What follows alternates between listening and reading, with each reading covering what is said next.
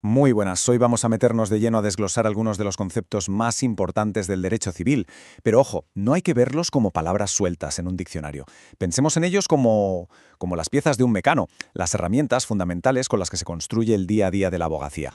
Para ir abriendo boca, lanzo una pregunta. ¿Qué pueden tener en común un testamento, un desahucio y una subasta? A simple vista, parecen temas que no tienen nada que ver, ¿verdad? Pues al final de este recorrido vamos a ver cómo el derecho civil los conecta de maneras que sorprenden. Vamos a ello. Bien, empecemos por los cimientos de todo, el patrimonio y la propiedad.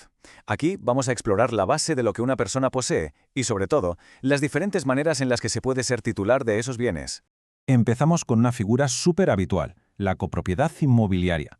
Este concepto tiene una dualidad muy interesante. Por un lado, tienes la propiedad exclusiva, por ejemplo, de tu piso, pero al mismo tiempo compartes la propiedad de las zonas comunes, el portal, la piscina, los jardines, con el resto de los vecinos. Se trata de un equilibrio constante entre lo que es privado y lo que es de todos. Y si la copropiedad va de compartir, el usufructo va en cierto modo de dividir. La clave aquí es que se separa el uso de la propiedad. Una persona, el usufructuario, puede vivir en una casa o cobrar sus alquileres, pero no es el dueño. El dueño es el nudo propietario. Esta figura es importantísima, por ejemplo, en muchísimas planificaciones de herencias. De dividir los derechos pasamos a limitarlos.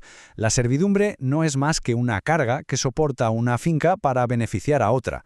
El ejemplo de manual es la servidumbre de paso. Una finca tiene que dejar pasar a los de la finca de al lado porque si no, no podrían llegar a la vía pública.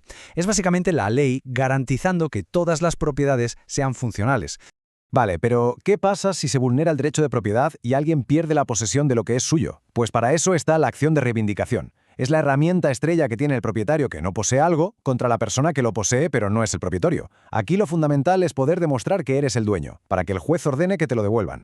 ¿Y cuál es la situación que suele acabar en una acción reivindicatoria? Pues muy a menudo esta, el precario. Imagina que alguien está viviendo en un inmueble sin contrato, sin pagar alquiler, simplemente porque el dueño se lo permite o a lo mejor ni lo sabe. Es una posesión de hecho sin ningún papel que la respalde, y es el caldo de cultivo perfecto para un montón de líos judiciales. Venga, pasamos al segundo bloque. Vamos a ver qué ocurre cuando las relaciones jurídicas se complican y aparecen los conflictos. Es aquí donde el derecho tiene que sacar músculo para resolver las disputas y reparar los daños. En el corazón de muchísimos conflictos nos encontramos con el dolo. Y ojo, no hablamos de un simple despiste, hablamos de la intención, de la conciencia de que se está engañando o causando un daño. Es la mala fe en estado puro, y que haya dolo siempre agrava la responsabilidad, ya sea en contratos o en cualquier otro tipo de obligación. Aquí tenemos dos formas de incumplimiento, pero son muy distintas. La mora es un retraso culpable. La deuda se puede seguir pagando, pero tarde, y eso genera intereses o indemnizaciones. La quiebra, en cambio, es un caos técnico, es un estado de insolvencia total, el colapso financiero. El deudor ya no puede pagar sus deudas con lo que tiene. Cuando se produce un daño, la indemnización no solo cubre el perjuicio directo, también lo que se conoce como lucro cesante, o sea, el dinero que se ha dejado de ganar por culpa de ese daño. El ejemplo típico es el de un taxista al que le dan un golpe en el coche. No solo le pagan la reparación, sino también los ingresos que ha perdido durante los días que no ha podido trabajar. Es una pieza clave en el derecho de daños. Una vez que el conflicto ya está en los tribunales, el sistema judicial saca a relucir toda una serie de herramientas procesales. Vamos a echar un vistazo a algunas de las más importantes para entender cómo se cuece un litigio. Una de las primeras paradas en muchos procesos es la conciliación. Es un intento que dirige el propio juez para que las partes arreglen el asunto entre ellas. Y lo más importante es que, si se llega a un acuerdo, ese pacto tiene exactamente la misma fuerza que una sentencia judicial firme. Ahora, una jugada estratégica que es una pasada. La demanda reconvencional. Aquí, el demandado no se limita a defenderse, que va, contraataca. Aprovecha el mismo juicio para ponerle su propia demanda a quien le demandó en primer lugar. Es, como se suele decir, convertir el escudo en una espada. A ver, ¿y qué pasa si el demandado empieza a vender todo lo que tiene para que si le condenan no haya de dónde cobrar? Pues para eso están las medidas precautorias. El juez puede ordenar, por ejemplo, el embargo preventivo de una cuenta o prohibir que se venda una casa. Es una manera de congelar las cosas para que la sentencia final sirva para algo. Los juicios no siempre son cosa de dos. La tercería se da cuando alguien que no tenía nada que ver con el pleito se mete porque la decisión le afecta directamente. Un ejemplo, se embarga un bien que el demandado ya le había vendido a otra persona, pues esa tercera persona se presenta en el juicio para proteger su derecho. Ganar un juicio es solo la mitad del camino. ¿Por qué? ¿Y si el condenado no cumple por las buenas? Pues entonces entramos en la fase de ejecución forzosa. Aquí es donde el Estado usa su poder para que la sentencia se cumpla sí o sí. Este proceso sigue una lógica bastante clara. Primero, hace falta un título ejecutivo, un documento que demuestre la deuda de forma casi irrefutable. Con ese título se pasa a la incautación de los bienes del deudor. Y por último, esos bienes se venden en una subasta pública, el famoso remate, para conseguir el dinero y pagarle al acreedor. El gran protagonista de esta fase es el receptor judicial. Podríamos decir que es el brazo ejecutor del tribunal en la calle.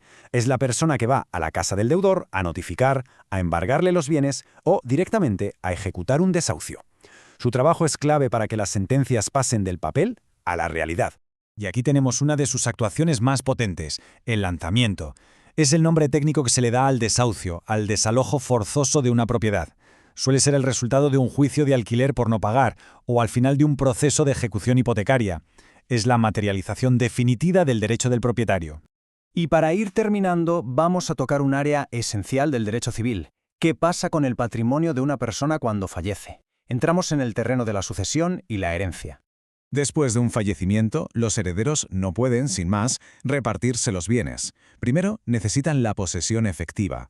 Este es el trámite, que puede ser judicial o administrativo, que los declara de forma oficial como herederos, y solo entonces pueden inscribir los bienes a su nombre y venderlos o hacer lo que quieran con ellos. Es el pistoletazo de salida para gestionar la herencia. Y aquí una distinción que es fundamental. El heredero es un sucesor, por así decirlo, a título universal. Recibe una parte del patrimonio, con lo bueno y con lo malo, deudas incluidas. El legatario, en cambio, es un sucesor a título particular. El fallecido le ha dejado algo concreto en el testamento, como el coche o el apartamento de la playa. No responde de las deudas, solo recibe lo que le han dejado. Y así, volvemos a la pregunta con la que empezamos. ¿Qué conecta un testamento, un desahucio y una subasta? Pues ahora la respuesta es evidente. Un testamento puede dejar un bien en usufructo, y eso genera un conflicto entre herederos que acaba en juicio. Si ese juicio termina con una deuda que no se paga, se puede forzar la subasta de un bien. Y si después de la subasta el ocupante no se va, se ordena un lanzamiento o, lo que es lo mismo, un desahucio. Cada concepto que hemos visto es una pieza de este gran puzzle. La pregunta ya no es qué significa cada uno, sino cómo se van a combinar en el próximo gran caso. Y ahí, justo ahí, es donde reside la verdadera maestría del derecho.